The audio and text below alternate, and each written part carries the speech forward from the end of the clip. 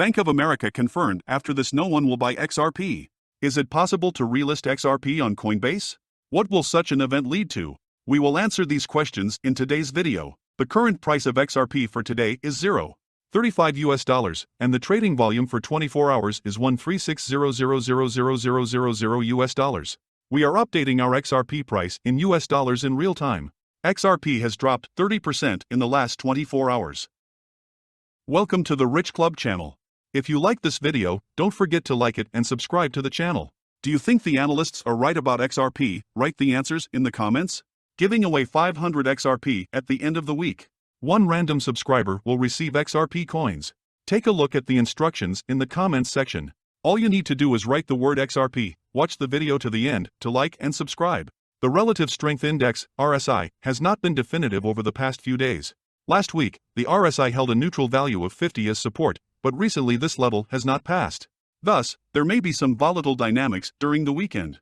Similarly, the Awesome Oscillator, AO, was also below zero. He has not yet shown a strong bearish impulse.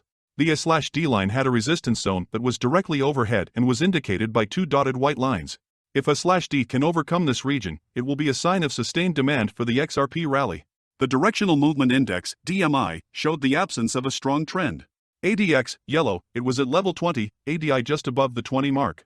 Technically, this indicated a bearish trend, but in general meant the absence of a significant trend over the past few days. The $0.35-$0.36 range will be important to protect the bulls over the next day or two. The formation of a lower low below this area will signal bearish strength. Momentum indicators were inconclusive on the lower timeframes. Bitcoin could also strongly influence the direction of XRP in the near future. The giant of card and payment systems MasterCard has announced a partnership with the world's largest crypto exchange Binance to launch crypto payments in stores and online, while MasterCard's competitor Visa has also increased the number of its crypto payment cards. After concluding a deal with Binance, MasterCard is going to launch a payment card with support for 14 cryptocurrencies, including Tether, Bitcoin, Ethereum, BNB, Cardano, Solana, XRP, and others.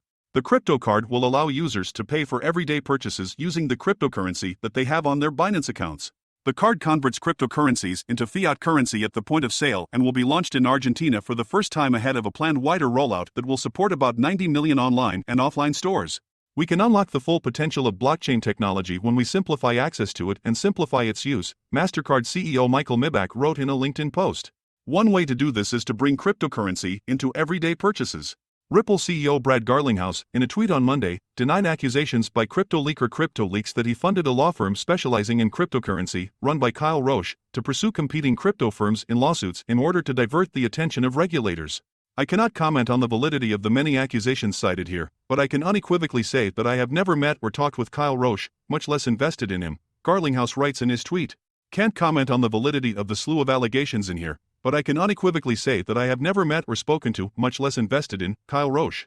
It is worth noting that in a long blog post containing several short videos in which statements were recorded by Kyle Roche, the founding partner of Roche Friedman, CryptoLeaks claims that Ava Labs, the company behind the Avalanche network, hired Kyle Roche to file lawsuits against competing firms in order to distract the attention of financial regulators. It is noteworthy that CryptoLeaks accuses the head of Ripple, Brad Garlinghouse, of lighting the fuse by agreeing to the offer of Roche, at that time an employee of the firm hired by Ripple, to invest in a new law firm that will use the tactics described above. Ava Labs founder Emin Gun-Sire, in response to the accusations, called them a ridiculous conspiracy theory. Sire claims that the firm has never engaged in such illegal practices. The cryptocurrency community continues to criticize Gary Gensler and the Securities and Exchange Commission, SEC, for their approach to regulating cryptocurrencies. Crypto investors believe that the SEC's regulatory tactics in the crypto space are unfriendly compared to other financial markets. Ryan Selkis, founder of Messari, criticized Gensler for focusing mainly on seizing SEC power over the entire crypto sector instead of prioritizing investor protection. According to Selkis, Gensler's negligent attitude to investor protection resulted in $7 billion in losses as a result of SEC fraud, due to its inability to approve a spot ETF at the expense of investors in Grayscale. Last year, $1 billion was lost due to cryptocurrency fraud. $7 billion was lost due to fraud by the SEC, which failed to approve a spot ETF at the expense of investors in Grayscale. Gary Gensler does not care about protecting investors, promoting capital accumulation, or ensuring equity in the markets. He cares about power. $1 billion was lost to crypto fraud last year. $7 billion has been lost to the SEC's fraud in failing to approve a spot ETF at the expense of Grayscale investors. Gary Gensler doesn't care about protecting investors, promoting capital formation, or making markets fair. He cares about power. Selke's tweet provoked a reaction from lawyer John Deaton. He criticized the SEC for causing losses to XRP investors in the amount of $15 billion when the agency accused Ripple of allegedly offering unregistered securities in the United States. Attorney Deaton, who currently represents more than 72,000 XRP holders in a class action lawsuit against the SEC, said the agency deliberately decided not to limit its charges against the Silicon Valley company to specific sales. However, the Securities and Exchange Commission has marked all XRP sales, including on secondary markets, as unregistered securities. This prompted all American cryptocurrency exchanges, including Coinbase, to exclude XRP from the list of their trading platforms. Thus, XRP investors suffered losses in the amount of $15 billion. And $15 billion was lost because the SEC deliberately decided not to limit the charges against Ripple to specific sales made by Ripple and its executives, but instead stated that all XRP, including XRP sales on the secondary market, are unregistered securities. And $15 billion was lost because the SEC intentionally chose not limit the allegations against Ripple to specific sales made by Ripple and its executives, but instead alleged all XRP including secondary market sales of XRP are unregistered securities. Recently, the SEC and its head have been sharply criticized for threatening the existence of the cryptocurrency market in the United States. As the SEC seeks to gain full control over all crypto assets other than Bitcoin, stakeholders have called on the agency to provide regulatory clarity for the emerging market. However, the agency ignored the calls of many people, including Forbes expert Rosalind Layton, who accused the SEC of preferring regulation by coercion rather than regulation by the rules. Since 2017, the agency has filed more than 200 charges against crypto firms, including a lawsuit against Ripple. Currently, there is no guarantee that the SEC will work with industry stakeholders in the near future to develop clearer regulatory guidelines for cryptocurrencies. John Deaton, a lawyer representing more than 72,000 XRP holders in a lawsuit against the SEC, told more about Bill Hinman, a former senior SEC official, and about the conflict of interest regarding cryptocurrency supervision.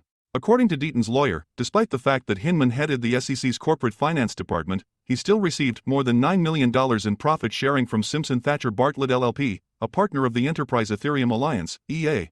Lawyer Deaton shared documents showing how much Hinman received from the distribution of profits in the period from 2017 to 2018, when he made a controversial speech and actually gave the green light Ethereum.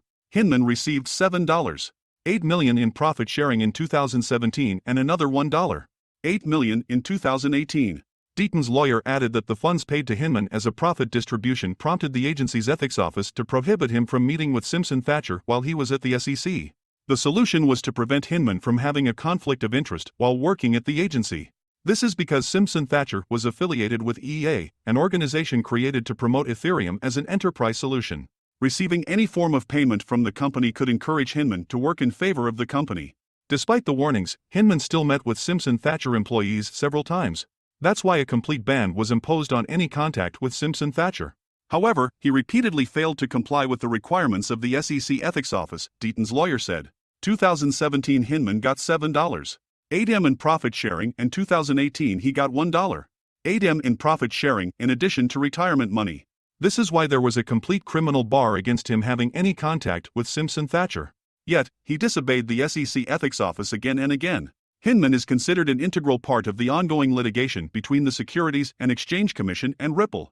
For several months, Ripple has been demanding internal documents for Hinman's speech in 2018, where he declared Ethereum not a security. Ripple believes that during the preparation of Hinman's speech in 2018, some SEC representatives discussed Ripple, given its popularity at the time. However, all attempts to get a draft of Hinman's speech did not yield positive results. The SEC has consistently objected to the judge's orders to hand over the documents to Ripple. Deaton's lawyer said that the agency would rather agree to negotiate with Ripple than transfer Hinman's documents to a blockchain company. What do you think are the prospects for XRP in 2023? Write your forecasts in the comments. Thank you for watching this video to the end. Please do not forget to like it and subscribe to the channel so as not to miss the release of new videos, and do not forget about our contest. Write in the XRP comments to add 500 XRP to your account.